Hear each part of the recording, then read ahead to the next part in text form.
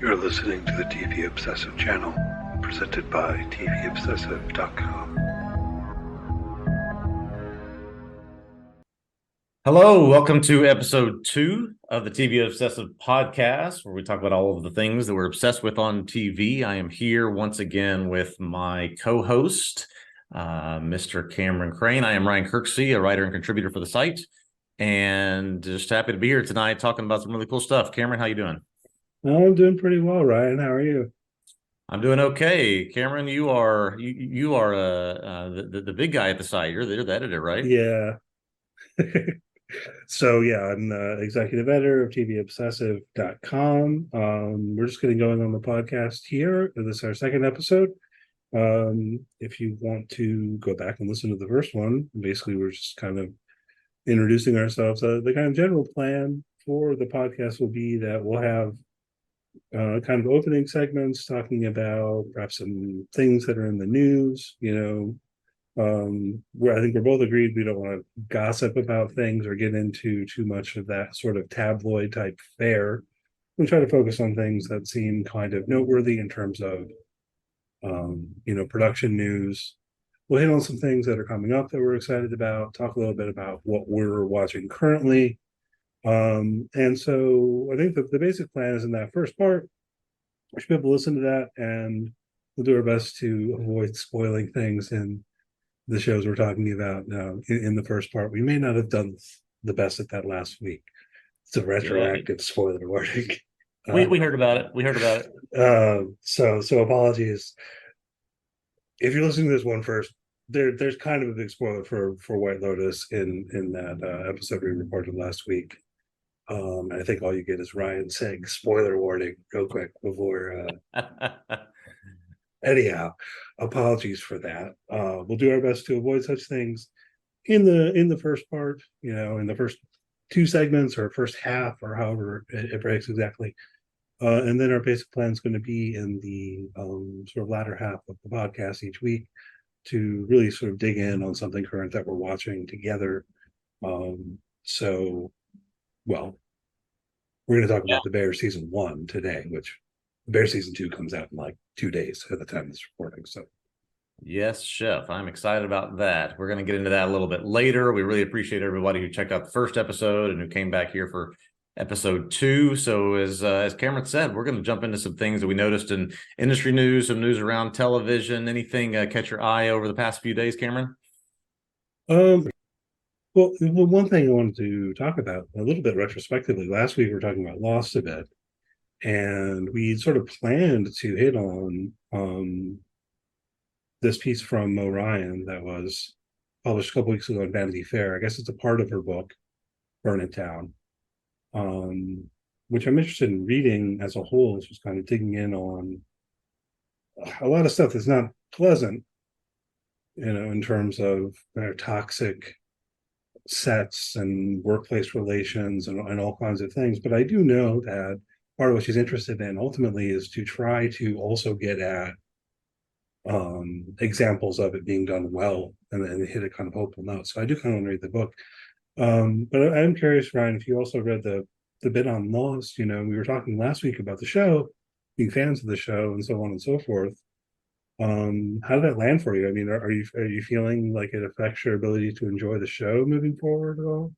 Yeah, good question. It was tough to read as something that really was digging in on what is my favorite show of all time. There was certainly, as you would expect, a lot of off the record and anonymous quotes, but there was some specific stuff from Harold Perrineau, some specific things from writers that had really bad experiences as a part of that team. And I mean, I have to say, we mentioned last week that going through a rewatch with son for the first time right now, I do see it a little bit differently now. You see some of the stories and say, oh yeah, Michael gone, Mr. Echo gone, Michelle Rodriguez character gone.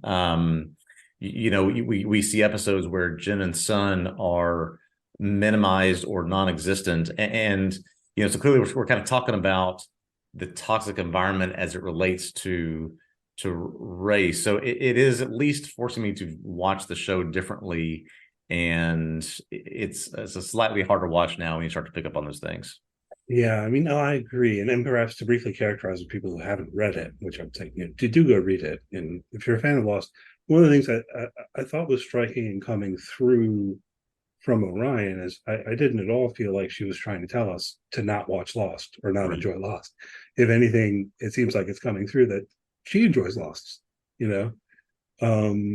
But this feeling that, well, what it could have been if not for all of this. And as you were kind of saying, it really seems like there was a lot of stuff going on that was, I mean, racist comments and things like this. And, perhaps people would say they were joking. Maybe they were joking, but even if you're joking, you're telling racist jokes. So this is pretty not okay, right?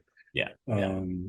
So there was a little bit of a foundation laid, and I don't know if this was Mo Ryan's intention of, this was a little bit of the culture back 20 years ago when people were running shows, and it was maybe more common than we give it credit for. Certainly not excusing anything or not saying any of that was right, but it was for such a huge show that became a success over its 6 seasons, it is hard to look at what was thought of to be such a good creative team that had those kind of troubles. Yeah, I mean, I sort of feel, if anything, she wants to call out that notion that somehow there is some kind of excuse because you're dealing with some, like genius auteur showrunners or something like that. Yeah. And at least that kind of played out for me, because it did seem like, really, as a fan of Lost, we were ultimately pointing at some ways in which maybe it could have been better. Yeah. If they hadn't done, besides the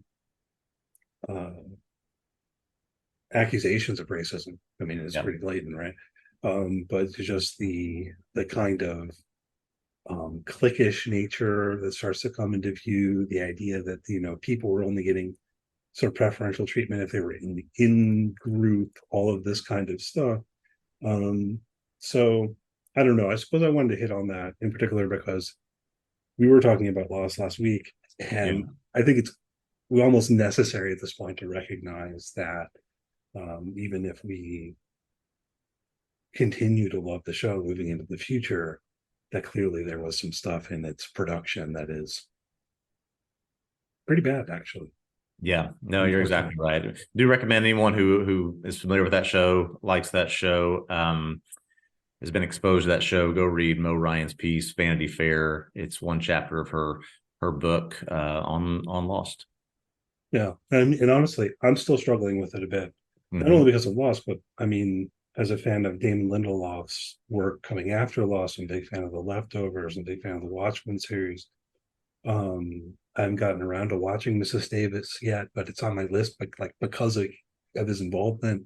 So it's kind of tough to I don't know, to grapple with all of that. Yeah, that's maybe one of the toughest things is that Damon Lindelof and Carlton Cuse got so much gas and so much work from this show, still pushing out things, as you said, Mrs. Davis, Damon Lindelof, his latest project, that it kind of all started at that point. It's sad to see that it sort of has been soured by the truth of it was actually like. Yeah. I'm not going to give Lindelof credit for this, but it did find it striking that in the Vanity Fair piece, there's a point where Mo Ryan just keeps pushing him until he finally says, you're right. Yeah. Full stop. Like he stops making excuses for himself, at least at a certain point. But again, I'm not trying to give him credit for that. Right. But it was a striking moment where, in contrast, Carlton Cuse seemed like he was constantly speaking through his PR rep and was just kind of never took responsibility. Just kind of stayed in denial mode. And I will say, very, very good reporting in that piece. I thought very well done. Definitely do. So what else is going on in the news? Well, I noticed something this week. You may have seen this as a Stranger Things fan. We had an announcement. Linda Hamilton is joining the cast for season 5, the last season of Stranger Things. So one question for you. Are we going to see Terminators in season 5 of Stranger Things? I hope so. I was just gonna make a joke about that. Lyndall Hamilton. I mean, yeah, it's definitely the first thing that comes to mind for me is thinking about the Terminator movies. Yeah, Certainly we she's know done next some to other nothing work. about this. Yeah, this upcoming season, we really know nothing. We know it was shut down because of the writer strike. They were scheduled to film this month, but yeah, this is kind of the only piece of news or nugget we've had out of this show for for something that people are waiting so maybe impatiently for it to come to its conclusion. This was Yeah. an interesting piece of news. It is. So maybe Linda Hamilton will show up with a Gatling gun, and I don't know. Please give me that. Please give me that. That would be great. Yeah, I mean, I'm all for it. Come on. What else? What else do you see this week? Well, we were so Silo got renewed for season 2. We were talking about Silo a little bit last week, and we discussed maybe digging in on it a bit down the line, perhaps. You excited for season 2? I am cautiously excited. I think that's the right way to look at it. They got a lot of plane to land these next 2 episodes, I think. Again, we won't get into spoilers on that in case we do it later, but there's certainly some loose ends to tie up and some things I'd like to see them explore, or maybe tell us they're going to explore if they go into season 2. Yeah, I mean, we were hitting on this a bit last week, and to speak just in the broad strokes, I really do feel like got a really intriguing premise going on in the show, but they haven't really moved it forward a whole lot. And so for me, honestly, it depends. How do they wrap up season 1? Yeah. I mean, I expect they're going to bring it back around to the central mystery and take some level of step beyond that and probably leave us on some kind of cliffhanger. Fair enough. That's what I expect them to do, to be clear. But it kind of depends how kind of intriguing that is, whether at the end of season 1 I'm going to be saying, oh yeah, I'm excited for season 2, or for me, speaking for myself, I don't know. Yeah. There's a non-zero chance that I'll finish season 1 and say, well, I guess I'm done with this show. I know a lot of people in the world are more excited about it in general than I am, but I'm hoping that they at least by the season finale, kind of get me back, because I thought that the premiere was really, really, really good. It was excellent. Yeah, I'm hopeful. We'll see that it is picked up for season 2. Who knows when that will be? But Silo coming back, go back down 140 floors some point in the future, I guess. Yeah. Oh, I was also going to mention, I realized listening back to last week's podcast and so on, we were talking about Silo. We were also talking about Justified last week. There's a through line there. Graham Yost, who is the creator, or adapting for TV in both instances. I also checked on that. Justified is based on a short story, which I was right about, Fire in the Hole, and the new series is based on a book. But in the book, Raylan Givens is not in the book. Oh, okay, that's interesting. I know we'll be talking a lot more Justified as that gets closer. That's something the show you and I both love. So very much looking forward to that. But yeah, Graham Yost having a moment right now. So. No, I'm a fan. And I mentioned Boomtown to you. I don't suppose you actually checked it out. Not yet. The general recommendation of the world: go watch Boomtown. Boomtown. The show's 20 years old, and it was it should not. It was on NBC. It shouldn't have been on NBC. Yeah. And the kind of gimmick, as it were, if I use that word, is that they're shifting from different characters' perspectives. There are actually little differences.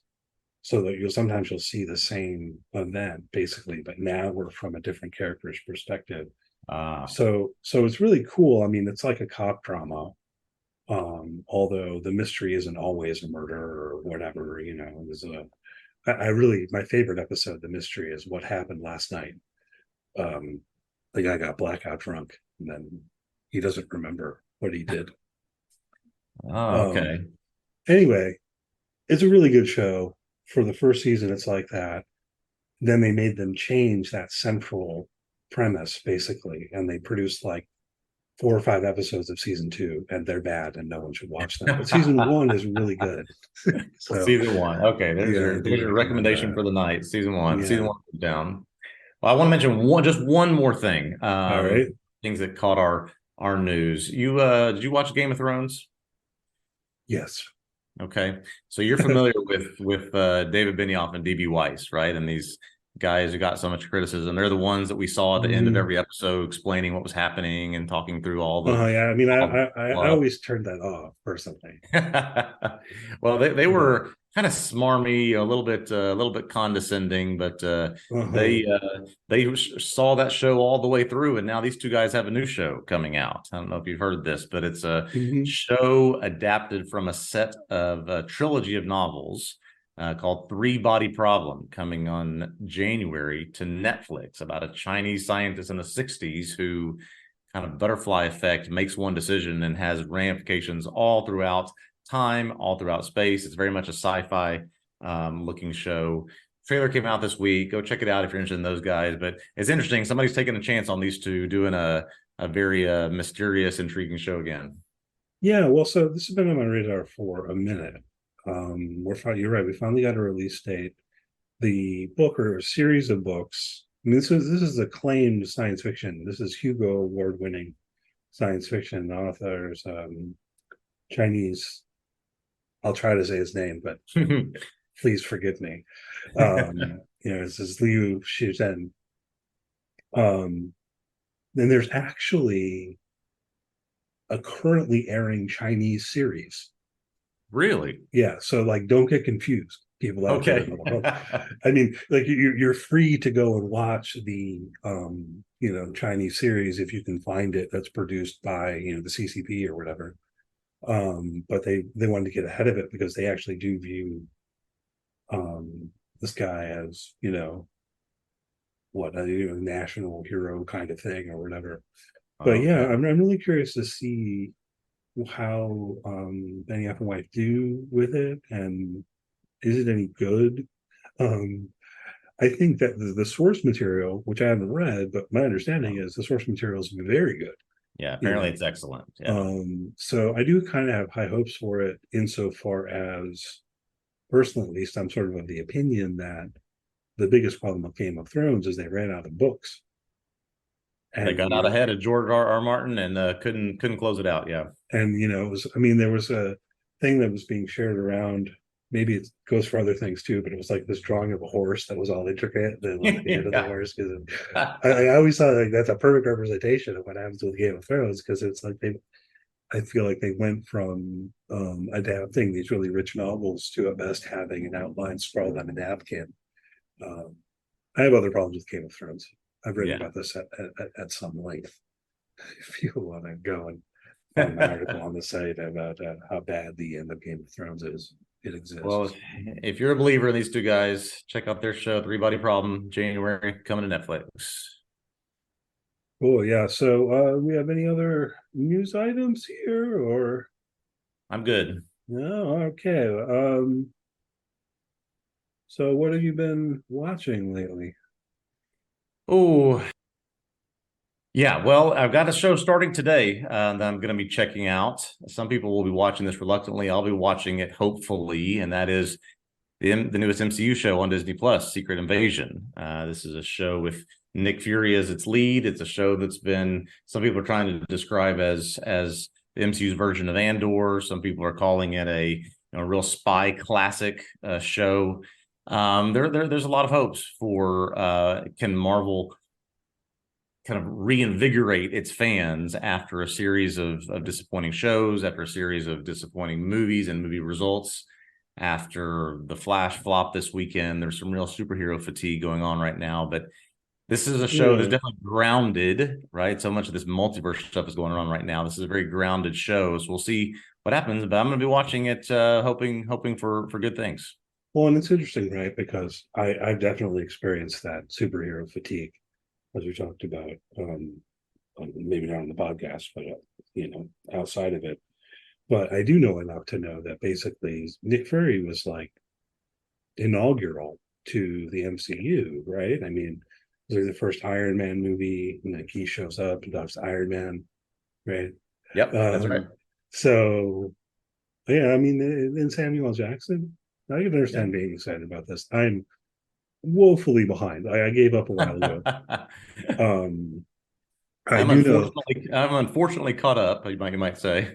I mean, you've been enjoying the things or not. The Flash is a DC movie, right? I Right. know this isn't so, but I mean, I don't know if it feeds into a general kind of fatigue, as you say, or not. It'd be kind of interesting if so, in my mind. But I'm not wishing ill on the MCU by any means. Yeah. I know people are really excited about Secret Invasion. It's got a good cast. I started watching the other night the Righteous Gemstones new Oh season yes. Yeah. I started, have not checked that which you out said yet. you hadn't watched. Well, we were talking about things the other person hadn't seen. But I think it's really funny.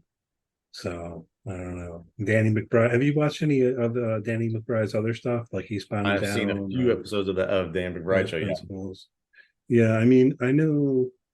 Look, I've talked to some people who just say they don't like his style of humor, and fair, right. But the Righteous Gemstones is maybe a little bit lighter than Vice Principals, for example, is really, really, really dark. Um, and I think Righteous Gemstones is still relatively dark, but it kind of has a lot of heart to it. Walton Goggins is in it.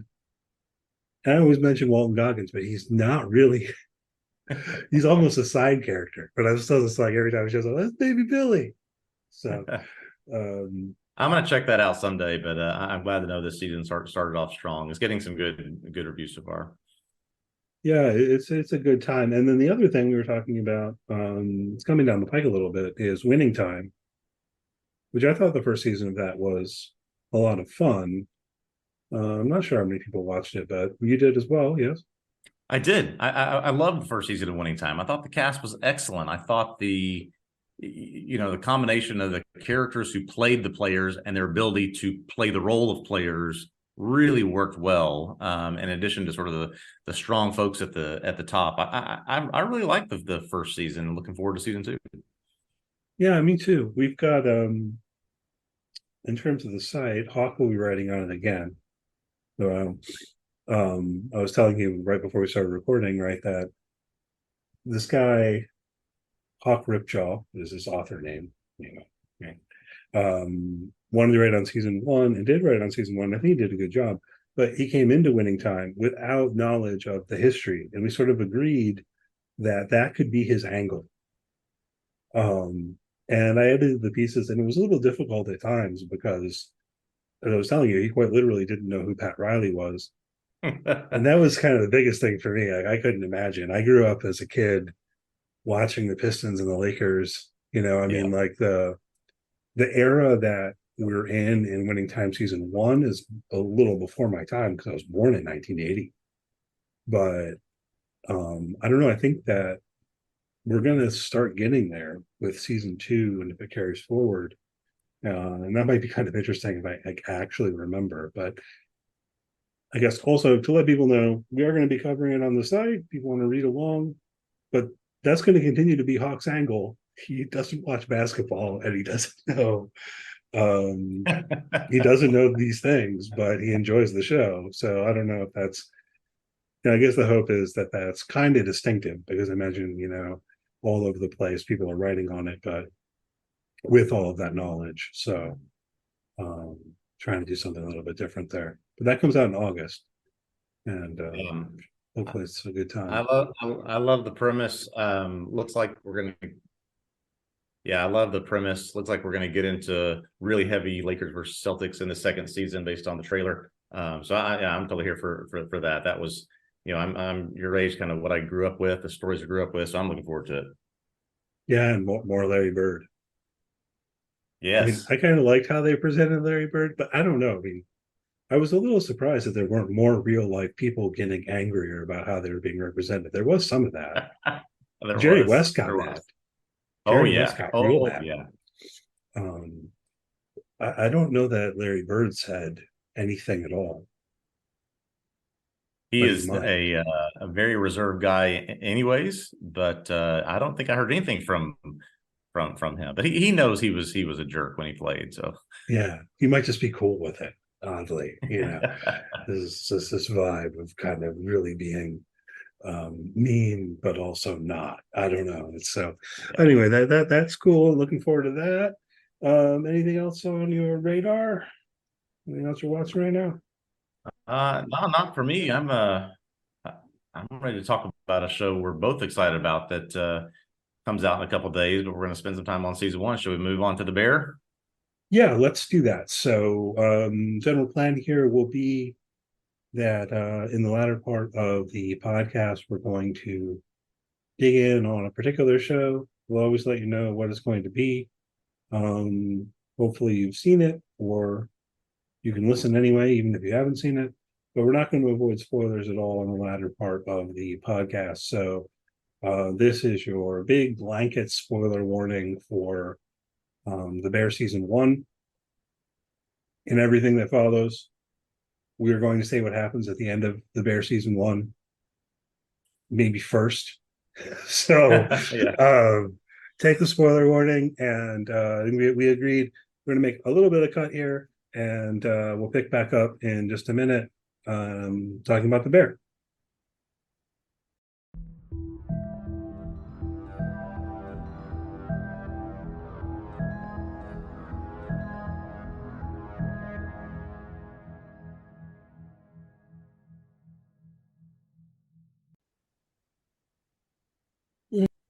All right, so Cameron, let's talk about The Bear season one. Season two about to start, officially kicking off. This was a really surprise hit in the summer of 2022. A show on FX on Hulu.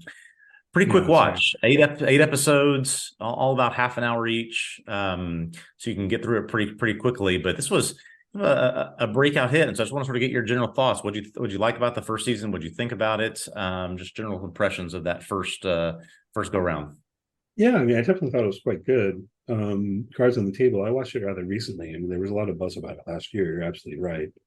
But kind of, I'm constantly feeling like there's so many things that I want to watch. What do you prioritize? But we started talking about it, so I put on the first season, and as you said, next thing I knew, I'd watched half of it, and then continued on with the rest. And there is a bit of and I recall there was a lot of buzz in the world about that penultimate episode 7, which I do want to talk about that a bit more. But just in terms of general impressions, I thought it was really striking. The cast was really good, and one thing that I guess it does get me thinking about is how not every show has to be about some big end of the world type stakes or what have you, that there's all sorts of stories and all sorts of human stories that are really interesting and compelling. And to have one that's really just focused on a restaurant and working in a restaurant, almost all of it takes place in the restaurant. I mean, not all of it, but close to it. And I thought it was is a really compelling story. I'm looking forward to season 2. What about you? Yeah, I think you nailed it. It is almost refreshing to see a show that doesn't have huge stakes, doesn't have huge mysteries, these sort of grand questions. There's certainly a lot of themes and a lot of ideas we can look into, but just really as you said, a human story looking at struggle between things that you're just trying to accomplish on an everyday basis. And it seemed like every one of these characters had a piece of that. But really just a great human story and performances. I just can't say enough about it. You spoke about it already, but they're just excellent. Right. I mean, and one thing I think is the stakes are big, right? I mean, they try to parse it a little bit, because I think we both know what we meant in terms of what we just said. Right. It's not, the stakes aren't big like, oh, we have to keep the president from being assassinated and the terrorists have his daughter kidnapped, but the stakes are big in the way that the stakes of life are meaningful. And we're getting that here. Now, what did you think of that episode 7? Because this really was quite distinctive. It was. So episode 7, if you recall, if you've seen the series, was a 20-minute one shot, almost mini play within the confines of the back of the house of the restaurant. And it really hit with me because I think I wrote a recap piece this week about season one. We're talking about it as stress TV. This was stress TV episode right here. I mean, you see nonstop, non-cut, person to person, how it's all interacting. Very short, but very powerful in terms of what they tried to accomplish, I think. Yeah, I mean, it quite literally made me anxious, and I didn't enjoy it. Exactly. It was good. I am a little worried because there's some reviews out of season 2 right now, and a couple of them are talking about it being even more stressful in season 1. Oh boy. And I don't know. I don't know if that's true, but I'm a little worried because I have to recognize that as a really good episode of television, but it's not one that I particularly enjoyed. And part of it is you say one shot, but it's one take anyway. Yeah. But right. that they're doing it all with a kind of handheld cam style. I think that feeds into what they're doing in that episode, which is kind of presenting this hectic, chaotic, terrible day, in the back of the house, and everything falls apart by the end of it. And and I think the fact that it was shorter, by a little bit too, also kind of fed into that theme in a way, because when we talked about working in a restaurant, which I think you said you haven't worked in a restaurant. Correct. Which fair enough. I have a little bit, but one of the things that's striking, I can pull on from my personal experience, is say, going to work at a restaurant where we're busy, we're slammed all day, and like waiting tables. That day is just over before you know it, because you're just constantly going, and you can have the sense of a good day, everything's working, you're on top of it. What we got though in that episode was the absolute opposite, which happens sometimes, where it's not just that one thing goes wrong, but everything goes wrong. And that there can be that kind of domino effect, or just sort of avalanche. And I mean, I never had an experience in real life that was as bad as what we see in that episode, because I mean, like, this city storms out, people are quitting, but things that came reasonably close, and I did think it was powerful. I thought it was a good parallel to some of the themes of the show, right? Carmy talks throughout about sort of the restaurants just hanging by a thread financially. The people in it are hanging by a thread emotionally, just sort of the what they've dealt with the loss of Michael. And Sydney introduces this new thing, this delivery service, or this pickup option, and she made some mistakes setting it up, which causes the chaos. But it just sort of was representative of, I thought, introducing one little element to this thing that was just hanging on, and Carmy knew that would almost destroy them, and they did. They had to shut everything down, at least on that day. So just sort of emblematic of that. I think if I interpreted that right, that all that they were supposed to be introducing was the electronic system. This is very old school place, the beef, blah blah blah, and that so you're going to have this electronic system putting in things through the iPad, through the touchscreen, which, I mean, 20 years ago when I was working in a restaurant, we had touchscreens. They weren't iPads, but so I had the feeling they were just putting into place that kind of system. Now, the way this would work is you pull up that touchscreen, you'd hit in order, right? And then it prints out a ticket there at the expediter station. Where Carmy is. He gets overwhelmed with tickets because Sydney didn't turn off the possibility for pre-orders.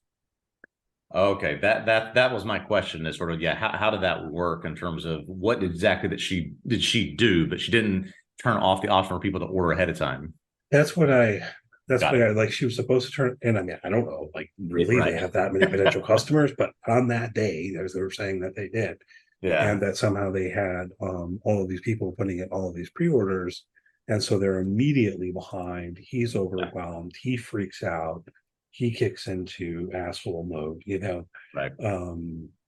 and everything just boils over. which I did think it was interesting, the whole kind of theme. You're mentioning this, right? His brother Michael's left him this restaurant. We get a bit about their history, but then at least it seemed what Carmi wants to do is to fix the restaurant. Yeah. And that's thematically resonating with his fraught relationship with his brother Michael, I guess, in particular. Yeah. Do you have any thoughts about that? Yeah, and we really see, I think it's in episode 8, it begins with this monologue from Carmi talking about his brother, and we learn about this history, and we learn about their relationship and how that relationship had really broken and fractured, and there was none by at the end. And so Carmi, knowing that he will never be able to repair that with his brother, has now turned him into, a motivation of trying to repair, to fix, to make right the restaurant that his brother cared so much about. Yeah, it was a good theme to me to try to hit on. I liked how they use that background, but we only see Michael for 5 minutes, right, in the whole series. And so, but even still, you could see sort of the power that he had over the family, and that even in that scene that we sort of see Carmi for looking up to him. He'll never be able to get that back, so he's trying to get it back through the restaurant. Right. So, at least I was struck. You might disagree, but to some degree, this seemed very unhealthy, that psychologically speaking. And I think, Sure. We have a sister, Sugar. Yeah. She has a real name. That's like his nickname for her sister. Natalie, I think. Natalie, okay. Yeah. But she's I think she's representing that, yeah, view, but I actually agree with her. That the show centers on Carmi as the protagonist, so you naturally would tend to kind of follow his way of thinking in terms of the framing. But if you take a step back from it, and it's hard to disagree that it was really an unhealthy kind of thing that he was doing. And now I wonder, as the season ends, so now they're going to close down the Beef and they're going to open a new restaurant called the Bear. I don't know. Do you think that is that landing for you is still kind of psychologically unhealthy? If you agree with me on that, or does it feel different? I feel that what we saw Natalie Sugar's character do all season was try to get Carmi to feel something, to open up, to express what he's thinking or feeling or seeing or what he is, what's happened because of the loss of Michael. And he just won't do that with her much. He won't do that with the rest of their family. He's doing it through the restaurant. So is that something that's psychologically unhealthy? Probably, because we saw in that episode 7 that when that fractures and breaks down, he loses it. He becomes, the Joel McHale, just total asshole chef. So it likely is something that's unhealthy if we look at it in that sort of macro sense. But yeah, I felt that Sugar was kind of always that character trying to draw him back to the right, the middle, the thing that he should be doing, and he just wanted to focus more on the restaurant. Right. Well, to put more of a point maybe on what I'm thinking is something like this, that he wants to fix the restaurant. Yeah. Well, what he really wants to fix is his relationship with his brother Michael. Yeah. Yeah. But he can't fix his relationship with his brother Michael because Michael's dead. Right. Michael's an addict. Michael commits suicide. And there's that whole thing hanging there as well. To avoid going on too much of a tangent, sorry. I think that there's some parallel where it's okay, well, so he wants to fix the restaurant, but what he really wants to fix is a relationship with Michael. But he can't fix his relationship with Michael. But he can't fix the restaurant either. Or at least that's the position that Sugar takes, I think, throughout. Yeah. And that also seems to be the position they're getting from Oliver Platt's character, Jimmy, right? This thing's so far gone. You should just sell it to me. And of course, he has an interest in that happening. But it's not clear that he's wrong, But then you get the whole thing with the spaghetti sauce and the money in the spaghetti sauce. And I don't know. I guess, first of all, just how did you interpret that in terms of where the money came from, and how this leads them to their new plan and all of that. Yeah, what Cameron's referring to is obviously the sort of final scene where Carmy reads this note his brother left him that had a recipe for family style spaghetti that called for use of a specific type of tomato, and then those tomato cans that he goes and finds are just wads and wads of cash. Yeah, there's a nice little throwback, actually, Yeah, right? yeah. Because when he first is taking over the restaurant, he asked, why is he getting the small cans? Right. And then he finally finds that note. There's something weird there too, like it was behind the locker. Richie found it, didn't give it to him, put it back, finally gives him to him. I don't know what the plan, Michael's plan was as far as the note goes, but it specifically says to use the small cans, then he finds all this money. And that's, there's sort of two interesting questions there. Number one, Richie's obviously a traditionalist. He doesn't want the things to change. He doesn't want the restaurant to budge at all. And so I think he knows or senses that there's something in that letter that will turn this restaurant officially, finally over to Carmy, and he just doesn't want Carmy to get that. He doesn't want that to actually happen. He wants it to just sort of stay the same. I think the way I described it in my piece this week was Richie's home life is so terrible.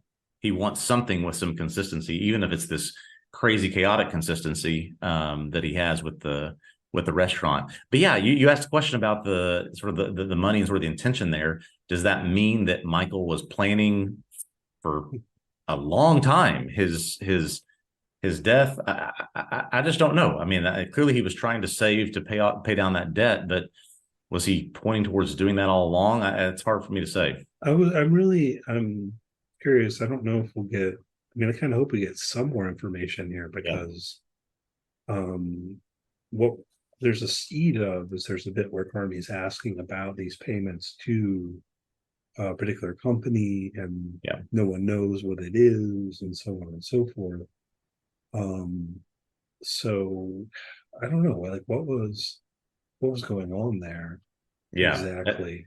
I do hope we get more of that, because it's thrown at you in the last 6 minutes, literally, and then no real explanation there. Yeah, right. They just find a whole bunch of money and they're surprised, and I guess it gives the implication they'll be able to get out. That's the way I took it. Pay Jimmy back with that. Yeah. We were going to talk about Sydney in that regard too, because as I think I mentioned before, she basically quit in the previous episode 7, penultimate episode. Mm-hmm. But she is coming back. She's coming back to get her final paycheck, and they're all finding the money. But then it very much seems like it moves very quickly in those closing scenes to her being on board again. And what do you think about Sydney and her motivations as a whole? That's my real question. Yeah, I think that Sydney clearly wanted to work for someone as talented as Carmy. I think that part is clear, but sort of beneath that, she wants to work with someone who can respect her talent, respect what she is able to do, and also I think respect the fact that she could potentially be equal someday, right? You sort of saw this Joel McHale as the chef and Carmy relationship, where it was the general and the soldier, right? There's no equality there. I think she wanted something where she could get on the same page with someone like Carmy, and she respects his talent, but also she did respect who he was as a human. And then once he reaches back out to her, that's that sort of smallest of all the branches to get her to at least come back and see the check, and she sort of sees what's happening, and he asks her input. Once he asks for her input on what the new place would look like, so it's kind of a line that's, some people might have missed. He asked for her what it should be like if they have something new. She gives the input. He agrees. I think they're on board together at that point. Yeah, so it's going to be interesting to follow them now, trying to make a new restaurant. They're calling the Bear. So then that gives us at least 3 points of reference for the name of the show, right? That Carmy is nicknamed Bear, which maybe also plays on their last name, Berzatto. Yeah, I think that's the implication. Yeah. They're going to be naming the new restaurant the Bear. Cool. But then we have these scenes in season one where he's standing off with a bear Hmm. on the highway and so on. How did you interpret those? You could almost think of it like what you said. It's his family. He's got tremendous these tremendous issues he has to face with that family right in front of him, right? So he's got Michael's death. He's got Sugar, a reluctant owner who is, constantly pressuring him to do different things. Richie's not family, quote unquote, but he is, part of that. And I just took it as he is constantly facing this threat of what that family name, what the family has done, what they've been, who they've been, what that restaurant has been for so many years. Is sort of he has to stare that thing down and decide which one's gonna win inevitably, him or this past, this history, this family. And I think that in the end, we'll see. We'll see as they develop this new place what ends up happening. But that was just my read on it. Not sure if you had a different one. No, I mean that's better than I have. Really, no, I think that's very interesting. I mean, clearly it represents something about his stress, his internal turmoil, his fear, his anger, all of that. But I think you're absolutely right to tie that to the weight of the past and grappling with all those family dynamics and all of that. I mean, tell you what he says in that one monologue, which I think is when he's at one of the Al-Anon meetings, right? About what led him to pursue this life as a gourmet chef and all of this, was tied up in that already. And so I wonder about I don't know. I think that in the background, that's maybe the big theme, is how to deal with this past, and in particular his relationship with Michael. Correct. Which already wasn't good, and then he went off and had the grind of being a chef, but found some solace in that grind, but then totally lost touch with Michael, and then now he's, I don't know. It's I'm looking forward to see what they do in season 2 for sure. Yeah, I'm very much looking forward to that and interested to see what happens, because we've talked so much about this show centered around the back of the house, the chaos of the restaurant, the chaos of preparing these meals. If you've seen any trailer or read anything about this, you know clearly that this season is about building and starting a new place. So we're likely not going to have much of that. And kind of curious where you think that's going to go, and if they can recreate some of that tension and some of that apprehension that they that they did so well without that environment there. Well, yeah, I mean, I think so. And at least I would expect that there will continue to be these elements of the past and so on. I don't know how much we'll do, with Michael specifically, or more generally. But I mean, the general overarching thing too is that he left, and now he's come back home, as it were, right? From watching the trailer, it kind of looks like Sugar's going to be in season 2 more, correct, than she was in season 1. But we'll see. You never know how they cut trailers. Bob Odenkirk's supposed to show up. I can't wait. What is he going to be? Who's he going to be? I have no idea. Yeah, I'm a big fan of Bob Odenkirk. I know you are too. Yeah, absolutely. It could be. He's got range. Yeah, I mean, I don't know. I don't know that I see him as like an Uncle Jimmy, sort of heavy on this thing, but could be who knows? Could be a rival restaurant chef or something who trying to shut him down. Who knows? I was going to wager bad guy. Oh yeah. I mean, but maybe he's not a bad guy. He's a good guy, or anything in between. So, well, it's been good. Did you have other thoughts about season 1 you wanted to hit on before we wrap this up? I think that's it. I revisited it recently. I'm looking forward to season 2, and just found it just as powerful as I watched it when I watched it the first time. I think our plan is to spend the next 2 weeks. We'll touch on season 2 in various capacities. So the next time you'll hear from us, we'll be touching on some of the maybe general elements of season 2 and diving into what we've seen so far. Yeah, sounds good. Okay, so thanks everyone for listening here to the TV Obsessive podcast. Again, I'm Caemeron Crain, executive editor. Go to tvobsessive.com, read things. You follow the site on Facebook, on Twitter. You should be able to find it relatively easily on both of those places. If you want to follow me on Twitter, it's at Caemeron CC. That's easy if you know how to spell my name. If you don't, you can figure it out. I'm not going to sit here and spell my name on the podcast for you.